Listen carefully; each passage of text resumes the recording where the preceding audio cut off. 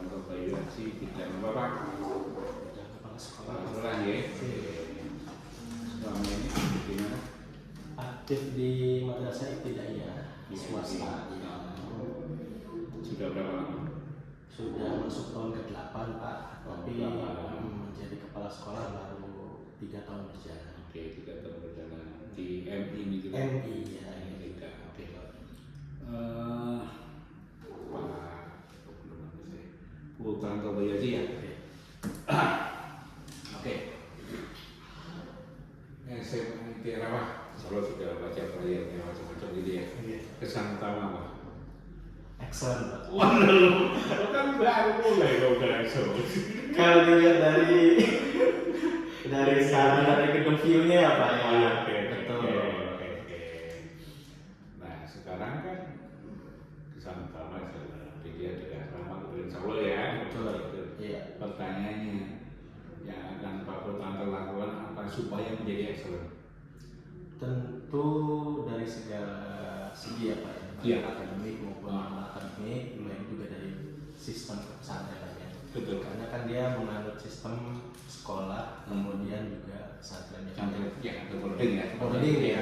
Oke, jadi yang mana pembelajaran dari pagi hingga sore itu dia belajar di kelas pembelajaran SMA, sedangkan sisanya itu mengadopsi sistem pesantren. Tentu yang di sistem pesantren juga harus ditingkatkan sedemikian rupa agar menjadi maksimal tanpa meninggalkan pembelajaran ataupun tujuan-tujuan target-target yang ada di SMA juga Pak. Jadi memang sasarannya dua nih secara garis besar ya Pak. Iya. Dari pesantren dan juga dari SMA. Oke. Sekarang langsung konkret untuk yang pembelajaran atau yang di SMA itu konkret nih langkah strategis apa supaya prestasinya betul-betul bisa maksimal.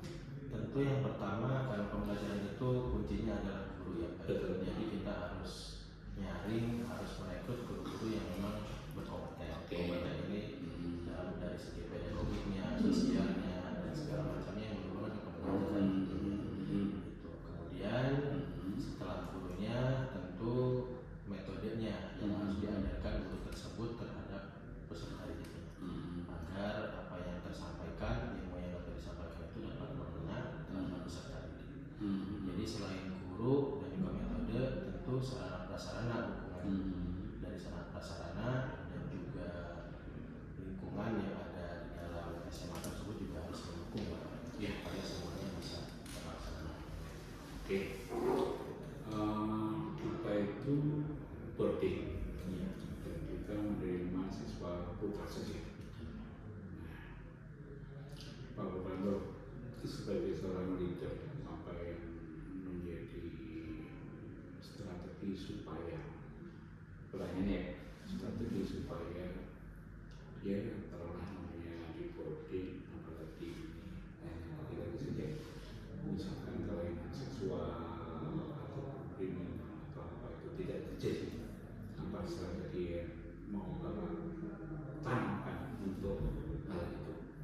Tentu yang paling utama itu pengawasan dan pengontrolan ya Pak ya. Jadi setiap saat seperti yang pernah saya lakukan pengalaman itu di setiap kamar itu diadakan memang harus ada mudakir atau senior yang memimpin ya Pak ya. Kita kan selalu baru ada seniornya, ya terus mungkin bisa diwakili oleh guru-guru yang memang berasrama untuk mengecek setiap saat tentang kegiatan gitu. Kemudian yang menyebabkan ini terjadi itu kan karena waktu kosong ya Pak ya. Jadi semaksimal mungkin waktu kosong yang ada ini kita maksimalkan dengan kegiatan kepesantrenan, kegiatan kajian apapun itu yang mana kegiatan ini dapat menutupi waktu kosong santri tersebut agar tidak terjadinya pencurian atau penyimpangan sosial seksual. Karena memang awal dari itu semua adalah karena adanya waktu kosong. Jadi memang memadatkan kegiatan di waktu-waktu kosong. Itu yang paling utama sih Pak. Itu dengan pengontrol. Sebagai kepala sekolah tentu kan yang dipikirkan dilakukan kan banyak hal, termasuk urusan masalah untuk bikin anggaran. Sekarang pertanyaan saya, kira-kira bagaimana strategi Pak Purwanto untuk menyusun anggaran bisa memaksimalkan program, tapi satu sisi juga bisa di endorse dan diterima oleh yayasan, karena kita mau kan pendanaan kita dari yayasan. Oke, gimana kira-kira strategi? Tentu untuk merancang anggaran ini butuh, saya akan memanggil beberapa divisi utama ya Pak, kalau memang ada di sekitar sekolah ini, kemudian untuk mengadakan rapat, kemudian dari divisi-divisi tersebut untuk menentukan anggaran apa yang memang urgent dan dibutuhkan. Kemudian setelah dikumpulkan dari anggaran tersebut, karena memang tugas saya manajerial, maka dari anggaran tersebut akan saya cek, akan saya cross check mana yang sekiranya memang urgent dulu untuk dibutuhkan, untuk diadakan, mana yang tidak. Jadi akan saya cross check kembali. Mungkin kalau yang tidak dibutuhkan akan saya kesampingkan dulu, kalau dibutuhkan itu yang nanti akan saya ajukan kepada pihak yayasan. Adapun terkait nanti cair atau tidak cair dari pihak yayasan, maka ketika yang saya ajukan itu ternyata hanya beberapa yang disetujui, maka kita maksimalkan apa yang sudah diberikan. Tapi yang menjadi prioritas utama apa? Tentu yang menjadi prioritas utama itu adalah pembelajaran yang terkait dengan KBM, yang mana itu kembalinya tentu kepada peserta didik semua. Nah, artinya kenapa saya tanyakan yang prioritas kan dalam hal untuk mengajar kan kita tentu tidak hanya sekedar angka, kita kan ada semua program, ada skala prioritas dan seterusnya. Oke, sekarang kalau contoh F Pak Putranto, ya paling tinggi adalah sekolah baik waktu ada masyarakat yang datang atau bahkan ada orang tua atau siapa aja lah. Pak Putranto mendapatkan dana non budgeter, dia belum tahu apa ya, belum tapi ini Bapak mendapatkan, apa yang Bapak lakukan? Saya akan laporkan langsung ke pihak yayasan Pak terkait dana yang didapatkan itu. Bukankah Bapak tadi punya semua program atau semua program? Terlalu dari program itu ada yang belum disetujui oleh yayasan. Tapi itu terus saja. Iya. Tapi tetap saya karena saya bekerja di bawah yayasan ya Pak ya, saya tetap harus melaporkan apa saja yang saya terima kepada pihak yayasan. Nanti tergantung kepada pihak yayasan bagaimana untuk memberikan keputusan selanjutnya Pak. Apabila dibolehkan untuk menggunakan dana tersebut, akan saya gunakan seperti itu. Oke. Pak Putranto, kira-kira target apa dalam waktu 2 tahun yang ingin Bapak capai tentang sekolah ini? Satu, dari sisi anak, yang kedua adalah dari sisi lembaga, prestasi apa yang kira-kira Bapak canangkan? Kalau untuk dari segi anak tentunya yang berkaitan dengan pesantren ya Pak, kita berbasis tahfidz, mungkin akan lebih memaksimalkan lagi di segi hafalan Quran ya Pak. Akan membuat program-program tentang hafalan Quran, itu yang pertama. Kemudian yang kedua tentunya kita menginginkan dari hasil pesantren ini adalah anak yang berkarakter Islam, berakhlakul karimah. Jadi dalam 2 tahun ini menargetkan anak-anak ini bisa mengaplikasikan adab-adab akhlakul karimah yang dilakukan sehari-hari. Adapun untuk kegiatan akademik, mungkin targetnya seperti yang tadi dituliskan ya Pak, ada itu tentunya menjadikan sekolah ini lebih banyak lagi untuk meraih prestasi-prestasi akademik, baik di kejuaraan-kejuaraan olimpiade yang bersifat nasional ataupun internasional ya Pak ya. Nah, terkait untuk pencapaian prestasi-prestasi akademik itu kan tidak bisa lepas, artinya merupakan satu kesatuan. Tapi adalah kerja bareng dari semua pihak, adalah guru. Nah, sekarang yang jadi pertanyaan adalah bagaimana Bapak untuk mengkondisikan atau memanage dari guru-guru itu, satu, dia bisa maksimal berprestasi, kemudian untuk bisa menciptakan lingkungan kerja yang humble, yang nyaman untuk semuanya, nyaman di lingkungannya, nyaman juga interaksi kita dengan pihak yayasan, nyaman juga untuk dilihat dengan masyarakat atau orang tua. Apa strateginya? Nah, tentunya ini pendekatan dan komunikasi dari kepala sekolah ya Pak. Bagaimana mendekatkan atau metode pendekatan apa yang digunakan kepala sekolah dan komunikasinya bagaimana kepada guru-guru. Karena memang saya sudah berpengalaman, ya akan saya lebih pendekatannya mungkin kekeluargaan ya Pak, pertama-tama gitu kan, menanamkan bagaimana kepada guru-guru itu bahwasanya mengajar itu adalah bukan mata pencaharian tapi merupakan suatu khidmah, suatu ibadah yang memang itu dinilai ibadah oleh Allah Ta'ala. Jadi yang akan saya tanamkan itu dulu agar mereka sadar. Dari kesadaran itu maka akan muncul ruh mengajar mereka yang mana akan memaksimalkan mereka dalam berkhidmah dan juga dalam mengajar Pak. Jadi ketika guru itu sudah memiliki ruh nilai-nilai keislaman yang ada di dalam dirinya, maka saya sebagai kepala sekolah itu bisa memberikan mereka target, bisa merangkul mereka sebagai keluarga. Ini semua dalam rangka untuk memaksimalkan peran mereka sebagai guru.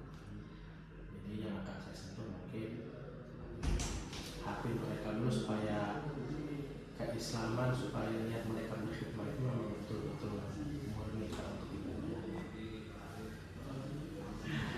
Kenapa? Sama itu kan kelas 10, kelas 11, kelas 12. Kita baru menerima sekarang angkatan pertama. Pertanyaannya, angkatan pertama saya targetkan minimal 90% masuk perguruan tinggi Pak Santo, berani nggak? Bismillah, dengan segala kerja keras saya usahakan Pak. Yakin berani? Strategi apa supaya bisa itu? Tentunya semua strategi ya Pak, ya, baik dari pembelajaran, kemudian dari sarana prasarana segala macamnya. Iya. Konkret maksud saya ya sarana ya oke lah, baca maksudnya konkret itu strategi teknisnya apa gitu kan? Apakah Bapak akan menjalin kerjasama dengan pihak bimbel untuk lebih mendukung atau dengan apa coba? Betul. Itu salah satunya ya Pak ya, menjalin kerjasama dengan pihak bimbingan belajar ataupun pengadaan les untuk menambahkan kemampuan siswa dalam pembelajaran ya Pak ya, dalam mengambil ilmu gitu kan. Kemudian yang kedua juga tentunya upgrading atau peningkatan kompetensi guru tentu harus dilakukan untuk mencapai itu semuanya. Oke. Pertanyaan berikutnya, kalau anda menjalin atau kerjasama dengan pihak luar dan pihak les, berarti Bapak tidak yakin dong dengan kemampuan guru yang Bapak punya. Bukannya tidak yakin Pak, tapi untuk membantu karena memang guru yang sudah bertugas di sini kan terbatas dengan waktu ya Pak. Mungkin pekerjaan mereka juga sudah banyak. Jadi kita alihkan tenaga yang lain itu kita rekrut memang dari les. Kemudian yang kedua ini juga menambah informasi yang baru untuk siswa. Karena yang diberikan guru kan tidak semuanya mungkin informasi yang harus didapatkan. Jadi kita menggunakan ilmu itu agar apa-apa yang sudah didapatkan oleh peserta didik itu mungkin dapat mendapatkan informasi yang lebih baik yang lain dari guru lesnya. Jadi dua-duanya maksimal Pak, guru juga bisa maksimal karena kalau memaksimalkan guru secara keseluruhan ditambah dengan jam les lagi itu kan mungkin tenaga guru juga terbatas ya Pak. Nah makanya kita strategikan dengan mengambil ilmu dari guru. Oke. Sekarang kita berbicara kelembagaan.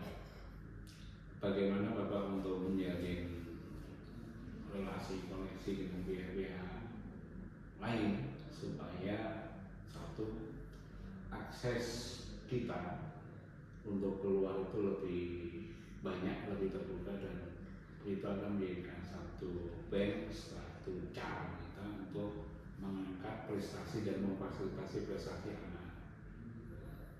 Mungkin memulai dari yang terkecil dulu ya Pak ya.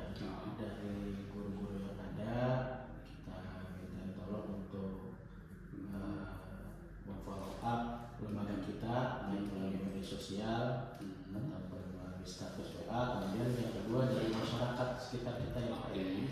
Masyarakat kita bisa memilih dari masyarakat dan mungkin bekerja sama mengirimkan beberapa guru ataupun santri untuk berkegiatan sosial yang nantinya nanti akan muncul dari sana, mungkin channel-channel ataupun pihak-pihak yang dapat membantu ya Pak. Iya.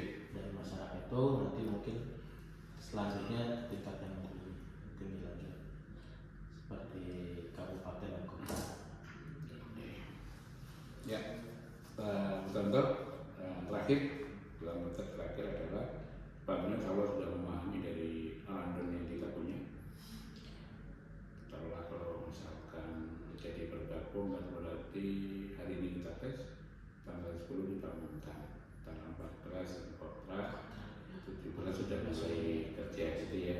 Oke. Kira-kira dengan hal itu ada kendala? Sejauh ini alhamdulillah tidak ada Pak. Kan punya tanggungan di tempat yang lama. Sudah saya komunikasikan ke pihak yayasan.